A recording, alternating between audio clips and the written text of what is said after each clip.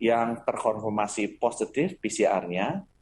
3 data tersebut dikirim ke Balitbangkes untuk kita lakukan uji genome sequencing-nya dan 1 dari 3 positif Omicron. Ya, yang 2-nya tidak. Ketiga orang ini tanpa gejala, jadi mereka masih sehat, tidak ada demam, tidak ada batuk-batuk. Kemudian mereka bertiga juga sudah dites PCR kembali, karena tes PCR pertamanya kan tanggal 8 ya. Sudah dites PCR kembali, exit test 3 hari berikutnya, dan tes PCR-nya sudah negatif. Pemerintah mengumumkan bahwa virus COVID-19 varian Omicron sudah masuk ke Indonesia. Hal ini disampaikan oleh Kementerian Kesehatan dalam konferensi pers Kamis 16 Desember 2021 pagi. Menteri Kesehatan Budi Gunadi Sadikin menyampaikan langsung terkait kabar tersebut.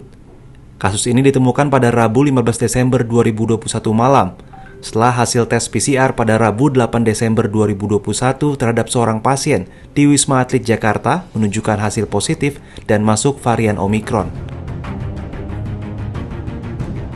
Pasien dengan inisial N tersebut merupakan petugas kebersihan di Wisma Atlet Jakarta.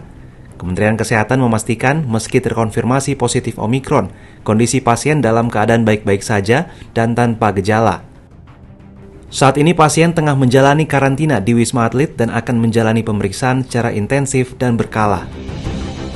Budi menambahkan, saat ini Kementerian Kesehatan tengah melakukan pemantauan terhadap 5 orang yang terdiri dari WNI dan WNA asal China yang diduga terkena varian Omicron. Kemenkes sedang menunggu hasil dari pantauan tersebut. Di luar pasien yang sudah terkonfirmasi positif ini, Kementerian Kesehatan juga mendeteksi 5 kasus probable Omicron. Jadi belum pasti Omicron, tapi karena kita melakukan tes PCR dengan spesifikasi yang khusus, istilahnya SGTF atau S Gene Target Failure, kita mendeteksi ada 5 kasus yang probable Omicron. 2 kasus adalah warga negara Indonesia yang baru kembali dari Amerika Serikat dan Inggris. Kedua warga negara Indonesia ini sekarang sedang diisolasi di Wisma Atlet. 3 kasus probable lainnya adalah warga negara asing dari Tiongkok yang datang ke Manado dan sekarang sedang diisolasi di karantina Manado.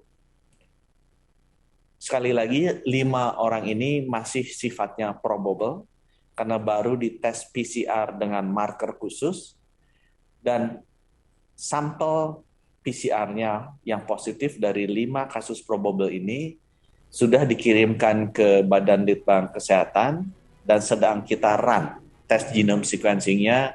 Diharapkan dalam 3 hari ke depan kita sudah bisa mengkonfirmasikan apakah benar ini Omicron atau tidak.